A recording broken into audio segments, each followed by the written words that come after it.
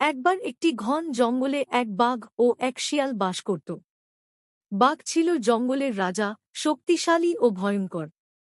শিয়াল ছিল চতুর ও বুদ্ধিমান। একদিন বাঘ শিয়ালকে বলল, তুই এত ছোট, তবু জঙ্গলে বেঁচে থাকিস কিভাবে? আমার মতো শক্তি তোর নেই। শিয়াল হেসে বলল, হুজুর, শক্তি সব নয়, বুদ্ধিও লাগে। আমার বুদ্ধির জোরে আমি বেঁচে থাকি। বাঘ অবিশ্বাস করে বলল, তোর বুদ্ধি দেখাতে পারিস? শিয়াল চ্যালেঞ্জ গ্রহণ করল। সে বলল, চলুন আমি আপনাকে দেখাই। শিয়াল বাঘকে নিয়ে জঙ্গলের এক পথে গেল।